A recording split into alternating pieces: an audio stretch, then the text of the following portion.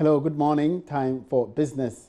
Cocoa Board and SNIT are expected to take significant stake in ADB as the bank works to relaunch its initial public offering in the coming months. Joy Business gathers the bank's shareholders have already engaged the two institutions over raising the minimum amount for the offering. ADB was last week directed by the Securities and Exchange Commission to refund to investors about 438 million cedis raised from the public offering due to some challenges. But the general manager of SNIT, in charge of investments, Noel Addo, maintains they are still considering taking up shares in ADB.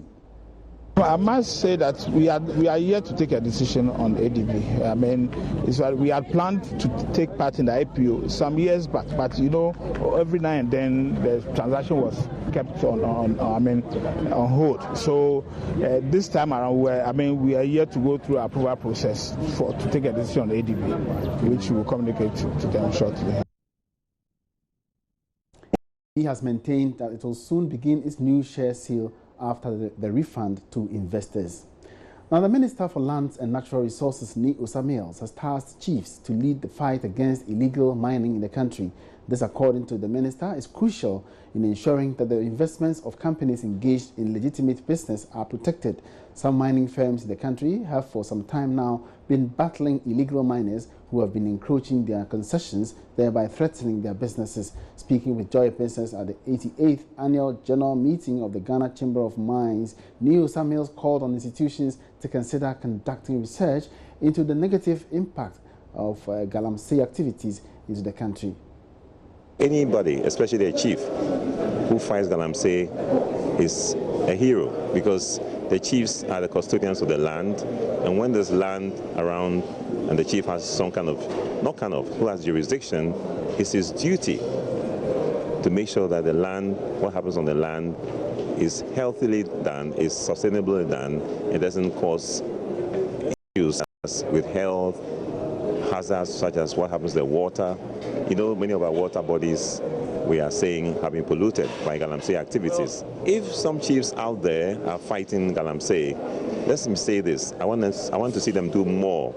Are we able to put a cost to how much this Galamsey activity is hurting us? Somebody may eventually have to do that research. It could be a subject of academic research. It could be a subject of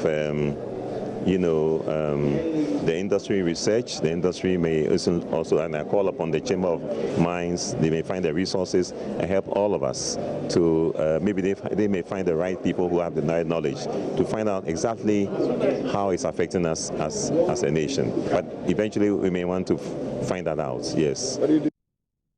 The minister also added that government is making strides in dealing with foreign nationals who are illegally involved in such activities in the country. We realize that the equipment is mostly sourced from China, but not only China. There are some which are made in other countries. For example, CAT bulldozers and CAT excavators. They are not from China, but they are also on the market.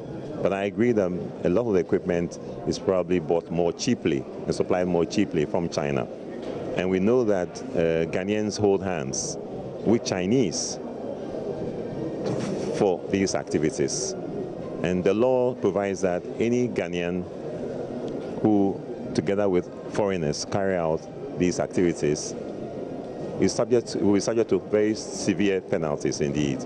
There are also some with the view that lack of political will is making it, fester.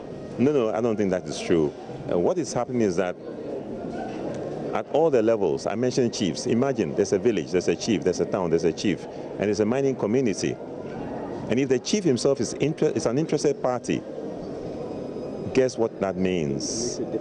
And that is why the leadership at the district. And that's all in business for now. More news at midday. My name is Emmanuel Boajiri. Good morning.